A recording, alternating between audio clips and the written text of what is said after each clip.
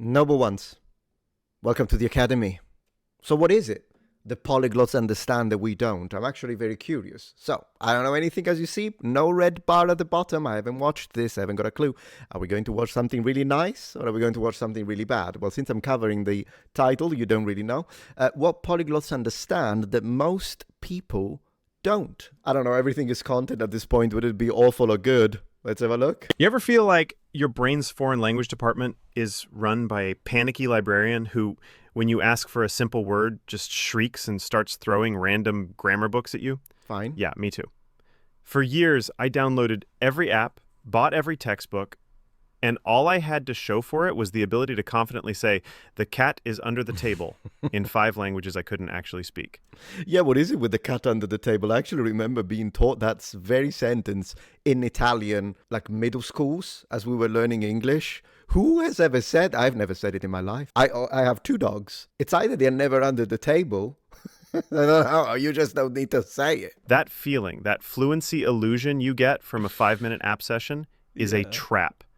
It's the biggest lie in language learning. Sure, yeah. The problem know isn't if that it's the you're biggest. bad at languages. It's that you've been taught the rules of checkers when you should be playing 3D chess. But that ends today. Because in the next few minutes, I'm going to give you 3 cheat codes for your brain. These aren't hacks. They are fundamental shifts in how you approach language that turn it from a chore into a game you can actually win. And the last one is the one trick that separates the people who learn languages from the people who actually speak them. Let's see. So, does this mean you need some hidden genius? No, absolutely not. Fair.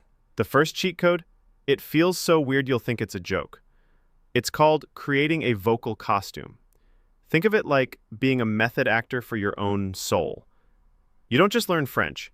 You invent a French personality who is sophisticated, a little mysterious, and probably drinks too much espresso. For Spanish, maybe you're fiery and Espresso, shouldn't that be an Italian personality now? Or maybe drink a little a little wine while you have your baguette. passionate. For German, you're drinks too much espresso. For Spanish, maybe you're fiery and passionate. For German, you're precise, no nonsense, and your favorite word is efficiency. This sounds like a gimmick, right? But here's why it's not. You're creating a cognitive scaffold, a separate mental room for each language. My brain has a Spanish character who's way more outgoing than I am. So when I need to speak Spanish, I'm not searching my entire brain for a word. I'm just opening the door to that one room. This single trick is how you stop the languages from becoming a jumbled mess in your head. It's the difference between having one messy drawer for all your clothes versus having a clean, organized closet. Okay, so there is some truth to it, but it's not that amazing, oh my gosh, life-altering thing, the one simple trick that will... in fact, it annoys me when they say that. Anyways, what is the truth behind it? Well, the truth behind it is that once you learn a language, you have to tackle the culture. Once you deeply understand the culture, then you will express yourself in ways that you wouldn't in your original language. And so with time, not, oh, I just have to create a little guy in my head and then pretend I'm from that culture. It doesn't work. That would just basically make you role play the stereotypes, because if you don't have a full understanding of how that culture actually is, you will just do a stereotype that probably might in fact annoy the natives. But then again, not because I want to be a contrarian, it's a 5 minutes video. The one thing I will say in defense of this idea is that yes, after you spend some time in Japan, let's give that example, then you will learn how to be a bit more quiet, particularly when you are together with the Japanese. Your volume, like as an Italian, I speak very loudly. But when I'm in Japan, I don't do that because I adapt to the culture. And at the end of the day, even when, like, I will not pick up a phone call when I'm in a train because I know that in that culture it doesn't happen. So sometimes as you pick more and more of these habits, you will bow, right? It becomes muscle memory. So yes, then when you switch back to your own language, there is a difference in your personality now and the way it's expressed. But that's not because you're putting up like some kind of crazy trick. No, it takes time. It takes study. And once again, it takes understanding, real deep understanding of the target culture, because culture and language are intertwined. But wait, a new personality is useless if you're not talking. Right, true. And That's this true. is the part you really need to pay attention to. Okay, let's go. Relying only on apps is like studying a cookbook to satisfy your hunger. He's correct.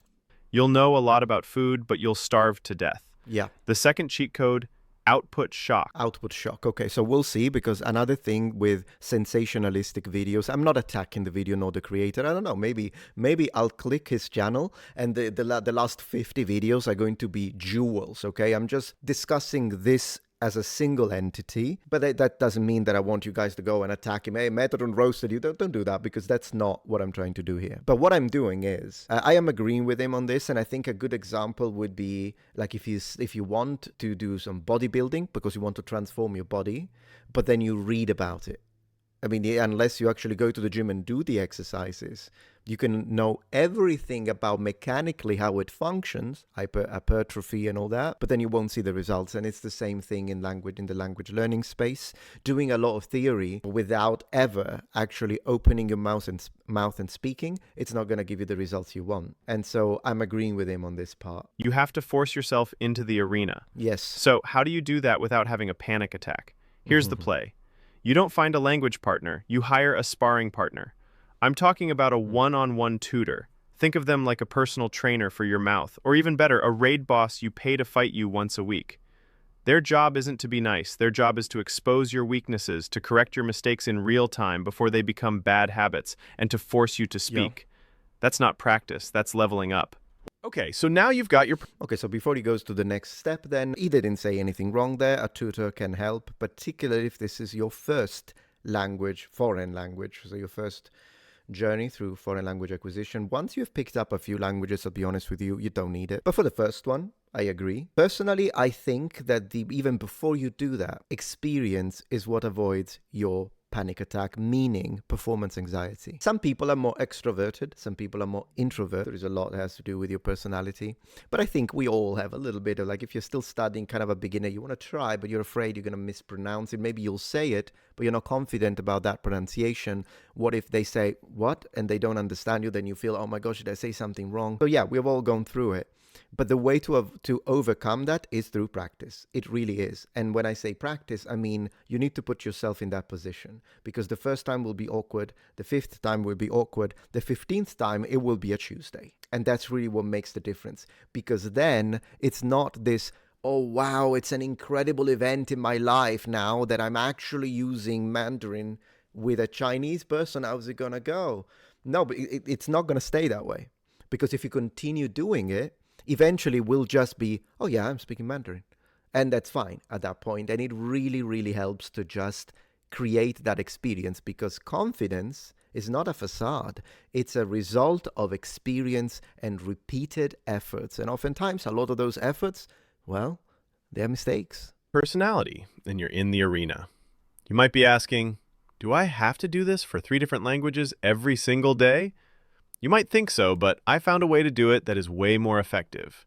In fact, doing that is one of the dumbest things you could do. The secret that all serious polyglots use, the one I mentioned at the start, it's about being a blacksmith for your mind. This is cheat code 3, mind simmering. Stop trying to learn all your languages at once. You can't heat 3 swords at the same time. You pick one language to advance. You put it in the fire, you study it intensely, you use your tutor, you hammer it into shape. Meanwhile, your other languages, you just maintain them. You let them simmer. You watch a movie, listen to a podcast, read a bit, low effort. You're just keeping the metal warm. Yeah. Then, after a few months, you switch. You take that red-hot sword and plunge it into the water to cool and set. You put it on maintain, and you pick up one of your simmering languages and put it in the fire. This cyclical process feels counterintuitive, but it's brutally effective. Okay, yeah, so I agree with him, but I think at this point, the initial objective might be problematic. Why does a student feel the need to want to become a polyglot in the first place? And also, how do we define a polyglot, which is already a question that I've addressed on a previous video. If you're someone who only speaks one language, reach fluency on a second language, and then we can start talking about a third. Alternatively, if you're someone who's already reached fluency in 3 languages, you're like, you know what? there are these other two languages I'm interested in. That's fine. And then what he's saying now makes sense. But if you're someone who you only speak English, for instance, or you only speak Spanish, and you're like, I want to become a polyglot. What's a polyglot? Google. You need to know at least 6 languages. Okay, so let me pick the 6 languages, and then I'm going to do half an hour of this, an hour of this, focus on this, and try to follow this. I think the premise goal is wrong. Because then you're not really you're doing it just because you want that title. You want that title of polyglot, and then the real problem is that can lead to what happens oftentimes in these cases, meaning you'll become a fraud. Do you want to become a fraud? I think reach fluency in a single language. Reach fluency, succeed, and then you'll see that language number 2 that you pick will be easier you'll gain it because you've learned and overcome so many obstacles in your first experience that then the second one you've already learned all these tricks, advice, techniques. In fact, these are not tricks, these are techniques, and then you can reapply them. I don't know, this idea of I want to become a polyglot, I think it's a problem already if you look at it that way. That's just gonna be me. I'm not gonna try to be contrarian again, but I'm just saying. It prevents burnout, gives your brain time to subconsciously organize what it's learned, and lets you make huge leaps in one language at a time instead of tiny, unsatisfying steps in all of them. Okay. So let's run it back. Cheat code 1, build your vocal costume, stop being yourself. Cheat code 2, get a sparring partner, stop just consuming, start producing. Cheat code 3, practice mind simmering, stop juggling, start forging. This isn't just about learning words. This is about building new identities, entering new arenas, and forging new skills with a proven strategy. Okay. Look, being a polyglot isn't about perfectly speaking 10 languages. It's about confidently messing up in 10 languages until you don't mess up anymore. Which unfortunately is not what happens with the fake polyglots. They keep messing up because they never reach even conversational level, and it's just a freaking mask. You now have the 3 keys to do that. Okay. The only question left is, what language are you putting in the fire first? Pick your character, pick your arena, and pick your sword. Drop your choice in the comments below. Not impressed, man. Not impressed. I mean, but then again, and it's not an attack. I see that the channel is relatively small, but it did get a lot of views with this video. So at least within the ecosphere of language learning, he had success. So I praise him for that. But the video didn't impress me, I'll be honest. Like, I'm just trying to be honest and trying to be positive about this with the critique. And I'm sure that he can find lots of videos on my channel, and he'll say, hey, I think this video of yours is useless, and that's fine. I'll accept it. I don't think one single video is representative of another person's work, and he's got plenty of videos out here.